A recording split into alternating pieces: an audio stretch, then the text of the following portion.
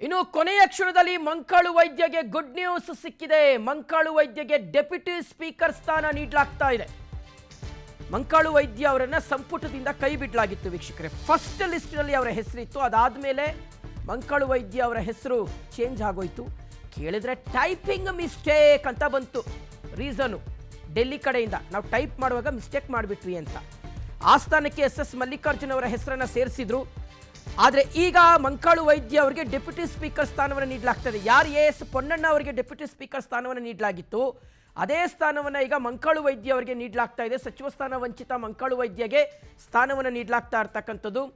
ಮಗದೊಂದು ಕಡೆ ಪೊನ್ನಣ್ಣ ಅವರನ್ನು ಸಿಎಂ ರಾಜಕೀಯ ಕಾರ್ಯದರ್ಶಿಯಾಗಿ ರಾಜ್ಯ ಸರ್ಕಾರ ನೇಮಕ ಮಾಡಿದೆ. ಸೊ ಅಲ್ಲಿಗೆ ಸಿಕ್ಕಾಪಟ್ಟೆ ಬದಲಾವಣೆಗಳನ್ನು ನಾವು ನೋಡ್ತಾ ಇದ್ದೀವಿ.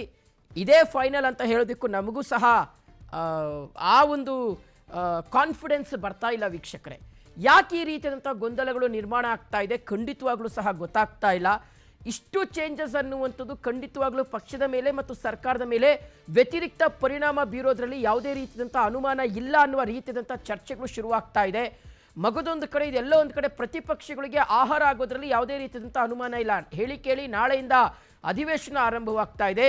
ಅಧಿವೇಶನದಲ್ಲಿ ಸರ್ಕಾರವನ್ನು ಇಕ್ಕಟ್ಟಿಗೆ ಸಿಲುಕಿಸಲಿಕ್ಕೆ ಬೇಕಾಗಿರ್ತಕ್ಕಂತಹ ಅಸ್ತ್ರಗಳನ್ನು ಬಿಜೆಪಿ ಮತ್ತು ಜೆಡಿಎಸ್ ತಮ್ಮ ಬತ್ತಳಿಕೆಯಲ್ಲಿ ರೆಡಿಯಾಗಿ ಇಟ್ಕೊಂಡಿದ್ದಾರೆ. ಅದ್ರ ಜೊತೆಗೆ ಇವರೇ ತೆಗೆದು ಒಂದಷ್ಟು ಅಸ್ತ್ರಗಳನ್ನು ತಗೊಳ್ಳಿ ನಮ್ಮ ವಿರುದ್ಧ ಪ್ರಯೋಗ ಮಾಡಿ ಅಂತ ಕೊಡುವ ರೀತಿಯಲ್ಲಿ ನಮಗೆ ಕಂಡು ಬರ್ತಾ ಇದೆ. ಮಗದೊಂದು ಕಡೆ ಮುಖ್ಯಮಂತ್ರಿ ಡಿ ಕೆ ಶಿವಕುಮಾರ್ ಅವರಂತೂ ಕಳೆದ ಒಂದು 15 ದಿನಗಳಿಂದಲೂ ವೀಕ್ಷಕರೇ ಈ ಸಂಪುಟ ವಿಸ್ತರಣೆ ಮತ್ತು ಖಾತೆ ಹಂಚಿಕೆಯ ಈ ಸರ್ಕಸ್, ಈ ಜಟಾಪಟಿಯಲ್ಲಿ ಅಕ್ಷರಶಃ ಬಸವಳಿದು ಹೋಗಿರ್ತಕ್ಕಂಥದ್ದನ್ನು ನಾವು ನೋಡಲಿಕ್ಕೆ ಸಾಧ್ಯ ಆಗ್ತಾ ಇದೆ. ಒಂದು ಹಂತದಲ್ಲಿ ಮುಖ್ಯಮಂತ್ರಿಗಳು ಎಷ್ಟರ ಮಟ್ಟಿಗೆ ರೆಸ್ಟ್ಲೆಸ್ ಆಗಿಬಿಟ್ರು ಅಂದರೆ, ಅಧಿವೇಶನದಲ್ಲಿ ಪ್ರತಿಪಕ್ಷಗಳು ಕೇಳುವಂಥ ಪ್ರಶ್ನೆಗಳಿಗೆ ಎಲ್ಲ ಸಚಿವರುಗಳ ಸ್ಥಾನದಲ್ಲಿ ನಿಂತು ನಾನೇ ಉತ್ತರ ಕೊಟ್ಬಿಡ್ತೀನಿ ಅಂದ್ಬಿಟ್ಟಿದ್ರು. ಎಲ್ಲ ಸಚಿವರುಗಳ ಕೆಲಸವನ್ನು ನಾನು ಒಬ್ಬನೇ ಮಾಡಿಬಿಡ್ತೀನಿ ಅನ್ನುವ ಮನಸ್ಥಿತಿಗೆ ಮುಖ್ಯಮಂತ್ರಿಗಳು ಬಂದುಬಿಟ್ಟಿದ್ರು. ಆ್ಯಕ್ಚುಲಿ ನಿನ್ನೆಗೆ ಇದೆಲ್ಲ ಆಗಬೇಕಾಗಿತ್ತು ಅಂತ ಅನ್ಕೊಳ್ಳಲಾಗಿತ್ತು. ನೋಡಿ, ಸಂಪುಟ ವಿಸ್ತರಣೆಯ ಸಂದರ್ಭದಲ್ಲಿ ಆದಂಥ ಗೊಂದಲಗಳು ಓಕೆ, ಏನೋ ಒಂದಷ್ಟು ಗೊಂದಲಗಳು ಆಗೋಗ್ಬಿಟ್ಟಿದೆ. ಇನ್ನು ಬಹುಶಃ ಆ ರೀತಿಯಾಗಿ ಆಗೋದಿಲ್ಲ, ಬಹಳ ಕ್ಲೀನಾಗಿ ಬಹಳ ಸ್ಮೂತಾಗಿ ಇದೆಲ್ಲವನ್ನು ಕ್ಯಾರಿ ಮಾಡ್ಕೊಂಡು ಹೋಗ್ತಾರೆ ಅಂತ ಎಲ್ಲರೂ ಅನ್ಕೊಂಡಿದ್ರು. ಆದರೆ ನೋ, ಹಂಗೆ ಆಗಿಲ್ಲ. ಖಾತೆ ಹಂಚಿಕೆ ಪೋರ್ಟ್ಫೋಲಿಯೋಗಳ ವಿಚಾರಕ್ಕೆ ಸಂಬಂಧಪಟ್ಟಂತೆಯೂ ಸಹ ಒಂದಷ್ಟು ಬದಲಾವಣೆಗಳು ಕೊನೆ ಗಳಿಗೆಯಲ್ಲಿ ಆಗಿರ್ತಕ್ಕಂತಹ ಈ ಚೇಂಜಸ್ ಇದೆಯಲ್ಲ, ಇದು ನೇರಾನೇರವಾಗಿ ಸರ್ಕಾರವನ್ನು ನೋಡುವಂಥ ದೃಷ್ಟಿಕೋನ ಬದಲಾಯಿಸುವ ರೀತಿಯಲ್ಲಿ ಇದೆ. ಸೊ ಇಲ್ಲಿ ನೋಡಿ, ಒಂದಷ್ಟು ಜನರಿಗೆ ಒಂದಷ್ಟು ಖಾತೆಗಳನ್ನು ಈ ಹಿಂದೆ ನೀಡಲಾಗಿತ್ತು ಅಂತ ಹೇಳಲಾಗ್ತಾ ಇತ್ತು. ಆದರೆ ಆ ಖಾತೆಗಳನ್ನು ಈಗ ಕ್ರಮೇಣವಾಗಿ ಚೇಂಜ್ ಮಾಡಲಾಗ್ತಾ ಇದೆ.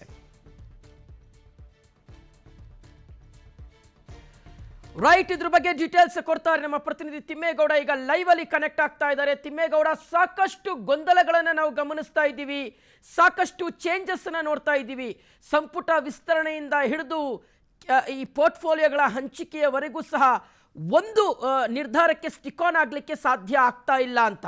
ಯಾಕೆ ಹಿಂಗಾಗ್ತಾ ಇದೆ? ನಿಜಕ್ಕೂ ಏನು ನಡೀತಾ ಇದೆ ಸರ್ಕಾರದ ಮಟ್ಟದಲ್ಲಿ?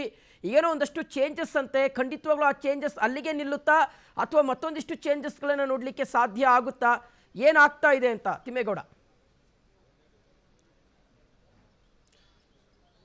ಶಿವಶಂಕರ್, ಬಹಳ ಮುಖ್ಯವಾಗಿ ಸಂಪುಟ ವಿಸ್ತರಣೆಯಲ್ಲಿ ಆಗಿರ್ತಕ್ಕಂಥ ಒಂದು ಗೊಂದಲ ಇದೀಗ ಖಾತೆ ಹಂಚಿಕೆಯಲ್ಲೂ ಕೂಡ ಆಗುವಂಥ ಒಂದು ಸಾಧ್ಯತೆಗಳಿದ್ದಾವೆ. ಯಾಕಂತ ಹೇಳಿದ್ರೆ ಖಾತೆ ಹಂಚಿಕೆಗೆ ಸಂಬಂಧಪಟ್ಟಂತೆ ಇಂದು ಬೆಳಗ್ಗೆಯಿಂದಲೂ ಕೂಡ 2-3 ಪಟ್ಟಿಗಳು ಏನೋ ಈ ರೀತಿಯಾಗಿ ಚೇಂಜಸ್ ಆಗಿದ್ದಾವೆ ಅನ್ನುವಂಥ ಒಂದು ಮಾಹಿತಿ ಕೂಡ ಲಭ್ಯ ಆಗಿರ್ತಕ್ಕಂಥದ್ದು. ಯಾಕಂತ ಹೇಳಿದ್ರೆ ಹಿರಿಯ ಸಚಿವರು ಪ್ರಬಲ ಖಾತೆಗಳ ಮೇಲೆ ಕಣ್ಣಿಟ್ಟಿದ್ದಾರೆ ಅಂತ ಹೇಳಲಾಗ್ತಾ ಇದೆ. ಹೀಗಾಗಿ ತಮ್ಮ ಬಳಿ ಇರ್ತಕ್ಕಂಥ ಪ್ರಬಲ ಖಾತೆಗಳನ್ನು ಬಿಟ್ಕೊಡೋದಕ್ಕೂ ಕೂಡ ಕೆಲ ಸಚಿವರು ನಿರಾಕರಿಸಿದ್ದಾರೆ ಅಂತ ಹೇಳಲಾಗ್ತಾ ಇದೆ. ಸೊ ಹೀಗಾಗಿ ಒಂದು ಕಡೆಯಾಗಿ ನೂತನ ಸಚಿವರು ಏನು ಒಳ್ಳೊಳ್ಳೆ ಖಾತೆಗಳ ಮೇಲೆ ಕಣ್ಣಿಟ್ಟಿರ್ತಕ್ಕಂಥ ಹಿನ್ನೆಲೆಯಲ್ಲಿ ಸಹಜವಾಗಿ ಏನು ಆಕ್ಟಿವ್ ಆಗಿ ಕೆಲಸವನ್ನು ಮಾಡಬೇಕು, ಮತ್ತೊಂದು ಕಡೆಯಾಗಿ ತಮ್ಮ ನಿರೀಕ್ಷಿತ ಖಾತೆಯನ್ನು ಪಡೆಯಲೇಬೇಕು ಅನ್ನುವಂಥ ನಿಟ್ಟಲ್ಲಿ ತಮ್ಮ ಪ್ರಭಾವವನ್ನು ಹೈಕಮಾಂಡ್ ನಾಯಕರ ಆದಿಯಾಗಿ ರಾಜ್ಯ ನಾಯಕರ ಮೂಲಕವಾಗಿ ಲಾಬಿಯನ್ನು ನಡೆಸ್ತಾ ಇರ್ತಕ್ಕಂಥದ್ದು. ಸೊ ಹೀಗಾಗಿ ಇಂದು ಬೆಳಗ್ಗೆಯಿಂದಲೂ ಕೂಡ 2-3 ಬಾರಿ ಪಟ್ಟಿಯನ್ನು ಚೇಂಜ್ ಮಾಡಿದ್ದಾರೆ ಅಂತ ಹೇಳಲಾಗ್ತಾ ಇದೆ. ಸೊ ಹೀಗಾಗಿ ಇನ್ನೂ ಕೂಡ ಖಾತೆ ಹಂಚಿಕೆಗೆ ಸಂಬಂಧಪಟ್ಟಂತೆ ಅಧಿಕೃತವಾಗಿ ಲೋಕಭವನಕ್ಕೆ ಪಟ್ಟಿ ರವಾನೆಯನ್ನು ಮಾಡಿಲ್ಲ.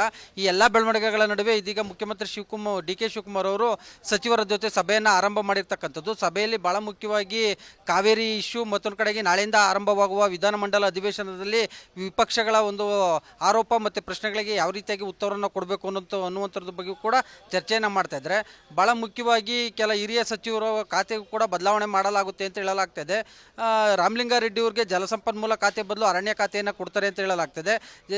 ಚೆಲುವರಾಯಸ್ವಾಮಿಗೆ ಕೃಷಿ ಖಾತೆ ಬದಲು ಜಲಸಂಪನ್ಮೂಲ ಖಾತೆಯನ್ನು ಕೊಡ್ತಾರೆ ಅಂತ ಹೇಳಲಾಗ್ತದೆ.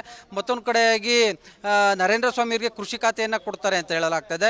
ಇತ್ತ ಡಾಕ್ಟರ್ ಅಜಯ್ ಸಿಂಗ್ ಅವ್ರಿಗೆ ಸಣ್ಣ ನೀರಾವರಿ ಖಾತೆ, ಬಾಲಕೃಷ್ಣ ಅವ್ರಿಗೆ ಪೌರಾಡಳಿತ ಖಾತೆಯನ್ನು ಕೊಡ್ತಾರೆ ಅಂತ ಎಸ್ಪೆಷಲಿ ನಿರೀಕ್ಷೆಯಂತೆ KH ಮುನಿಯಪ್ಪನವರ ನಿರೀಕ್ಷೆಯಂತೆ ಸಮಾಜ ಕಲ್ಯಾಣ ಇಲಾಖೆ ಖಾತೆಯನ್ನು ಅವ್ರಿಗೆ ಕೊಡ್ತಾರೆ ಅಂತ ಹೇಳಲಾಗ್ತಾ ಇರುವಂಥದ್ದು. ಹೀಗೆ ಅಂತಿಮವಾಗಿ ಒಂದಷ್ಟು ಹೆಸರುಗಳು, ಒಂದಷ್ಟು ಖಾತೆಗಳನ್ನು ಫೈನಲ್ ಮಾಡಲಾಗಿದೆ ಅಂತ ಹೇಳಲಾಗ್ತದೆ. ಆದರೆ ಇನ್ನೂ ಕೂಡ ಅಧಿಕೃತವಾಗಿ ಪ್ರಕಟ ಮಾಡಿಲ್ಲ.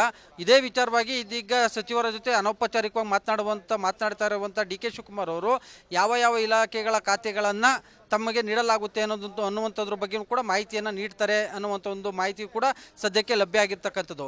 ಒಟ್ಟಾರೆ ಇಂದು ರಾತ್ರಿಯೊಳಗಾಗಿ ಖಾತೆಗಳನ್ನು ಹಂಚಿಕೆ ಮಾಡಲೇಬೇಕಾದಂಥ ಒಂದು ಅನಿವಾರ್ಯ ಪರಿಸ್ಥಿತಿ ಇರ್ತಕ್ಕಂಥ ಹಿನ್ನೆಲೆಯಲ್ಲಿ ಯಾರಿಗೆ ಯಾವ ಖಾತೆಯನ್ನು ನೀಡಲಾಗುತ್ತೆ, ಹಿರಿಯ ಸಚಿವರು ತಮ್ಮ ಬಳಿ ಇರ್ತಕ್ಕಂಥ ಪ್ರಬಲ ಖಾತೆಗಳನ್ನು ಬಿಟ್ಕೊಡ್ತಾರಾ ಅಥವಾ ಏನು ಬೇರೆ ಖಾತೆಯನ್ನು ಪಡೆಯೋದ್ರ ಮುಖಾಂತರ ಸಮಾಧಾನಗೊಳ್ತಾರ, ಹೀಗೆ ಅಲ್ಲವೇ ಸಂಪುಟ ವಿಸ್ತರಣೆ ಬಳಿಕೆ ಎದುರಾಗಿರ್ತಕ್ಕಂಥ ಕಗ್ಗಂಟು ಇದೀಗ ಖಾತೆ ಹಂಚಿಕೆ ಬಳಿಕವೂ ಕೂಡ ಮುಂದುವರಿಯುತ್ತಾ, ಸಚಿವರು ಕೂಡ ಅಸಮಾಧಾನಗೊಳ್ಳುವಂಥ ಒಂದು ಸಾಧ್ಯತೆಗಳಿದ್ದಾವ. ಹೀಗೆ ಹಲವಾರು ಕುತೂಹಲಗಳು ಇವತ್ತಿನ ಒಂದು ಖಾತೆ ಹಂಚಿಕೆಯಿಂದ ಹೊರಹೊಮ್ಮಿರುವಂಥದ್ದು. ತಿಮ್ಮೇಗೌಡ, ಈಗ ಪರ್ಟಿಕ್ಯುಲರ್ಲಿ ನಮಗೆ ಇದೇ ಖಾತೆ ಬೇಕು ಅಂತ ಕೇಳೋದು ತಪ್ಪಲ್ಲ ಮತ್ತು ಅದಕ್ಕೆ ಲಾಬಿ ಮಾಡೋದು ಸಹ ತಪ್ಪಲ್ಲ. ಆದರೆ ಹೈಕಮಾಂಡ್ ಮತ್ತು ಮುಖ್ಯಮಂತ್ರಿಗಳಿಗೆ ಅವಕಾಶ ಇದೆ, ಅಧಿಕಾರ ಇದೆ, ಅದನ್ನು ನಿರ್ಧಾರ ಮಾಡಲಿಕ್ಕೆ ಮುಖ್ಯಮಂತ್ರಿಗಳ ಪರಮಾಧಿಕಾರ ಯಾರಿಗೆ ಯಾವ ಖಾತೆಯನ್ನು ಕೊಡಬೇಕು ಅನ್ನುವಂಥದ್ದು. ಆದರೆ ಈಗ ಮುಖ್ಯಮಂತ್ರಿಗಳು ಹೇಳ್ತಾ ಇದ್ದಾರೆ ಆಲ್ರೆಡಿ ಲೋಕಭವನಕ್ಕೆ ಹೋಗಿದೆ ಪಟ್ಟಿ. ಸೊ ರಾಜ್ಯಪಾಲರು ಇನ್ನೇನು ಕೆಲವೇ ಕ್ಷಣಗಳಲ್ಲಿ ಅದನ್ನು ಅನೌನ್ಸ್ ಮಾಡ್ತಾರೆ ಯಾರ್ಯಾರಿಗೆ ಯಾವ್ಯಾವ ಪೋರ್ಟ್ಫೋಲಿಯೋ ಹೋಗಿದೆ ಅನ್ನುವಂಥದ್ದು. ಆದರೆ ಈಗಿರ್ತಕ್ಕಂಥ ಬೆಳವಣಿಗೆಗಳನ್ನು, ಈಗ ನಡೀತಾ ಇರ್ತಕ್ಕಂಥ ಬೆಳವಣಿಗೆಗಳನ್ನು ಗಮನಿಸ್ತಾ ಇದ್ರೆ ಇದು ಬರೀ ಇವತ್ತಿಗೆ ಮಾತ್ರ ನಿಲ್ಲುವಂತಹ ಲಕ್ಷಣಗಳು ಕಂಡು ಬರ್ತಾ ಇದೆ. ಯಾಕಂದರೆ ನಾಳೆಯಿಂದ ಅಧಿವೇಶನ ಶುರುವಾಗ್ತಾ ಇದೆ. ಸೊ ನಾಳೆಯೊಳಗೆ ಎಲ್ಲವೂ ಸಹ ಕ್ಲಿಯರ್ ಆಗೋಗ್ಬಿಡ್ಬೇಕು, ಇಲ್ಲಾಂದರೆ ಪ್ರತಿಪಕ್ಷಗಳಿಗೆ ಹೊಸ ಅಸ್ತ್ರವನ್ನು ಕೊಟ್ಟ ಹಾಗೆ ಆಗುತ್ತೆ ಅಂತ ಅನ್ನಿಸ್ತಾ ಇದೆ ಅಂತ.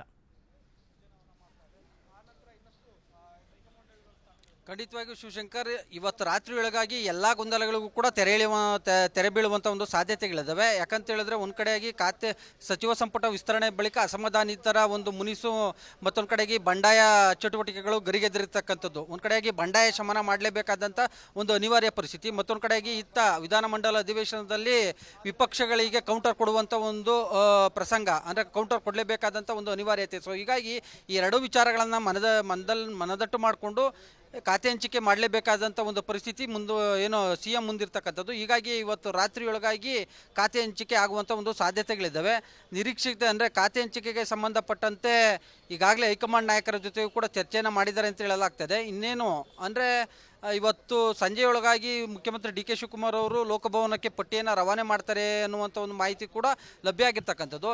ಇನ್ನುಳಿದಂತೆ ಕೆಲವೊಂದಷ್ಟು ಬದಲಾವಣೆಗಳಾಗ್ತವೆ. ಈಗೇನು ಹೈಕಮಾಂಡ್ ಈ ಹಿಂದೆ ಸಂಪುಟ ವಿಸ್ತರಣೆ ಸಂದರ್ಭದಲ್ಲಿ ಏನು ಸಭಾಪತಿ ಮತ್ತು ಉಪಸಭಾಪತಿ, ಸ್ಪೀಕರ್ ಮತ್ತು ಡೆಪ್ಯೂಟಿ ಸ್ಪೀಕರ್ ಹುದ್ದೆಗಳಿಗೆ ಸಂಬಂಧಪಟ್ಟಂತೆ ಅಭ್ಯರ್ಥಿಗಳ ಹೆಸರನ್ನು ನಮೂದು ಮಾಡೋದ್ರ ಮುಖಾಂತರ ಆದೇಶವನ್ನು ಕೂಡ ಮಾಡಲಾಗಿತ್ತು. ಇದೀಗ ಡೆಪ್ಯೂಟಿ ಸ್ಪೀಕರ್ ಹುದ್ದೆಗೆ ಅಭ್ಯರ್ಥಿಯಾಗಿದ್ದಂಥ ಪೊನ್ನಣ್ಣನವರ ಹೆಸರನ್ನು ಇದೀಗ ಬದಲಾವಣೆ ಮಾಡಿ ಪೊನ್ನಣ್ಣನವ್ರಿಗೆ ರಾಜಕೀಯ ಕಾರ್ಯದರ್ಶಿ ಹುದ್ದೆಯನ್ನು ನೀಡಿರ್ತಕ್ಕಂಥದ್ದು.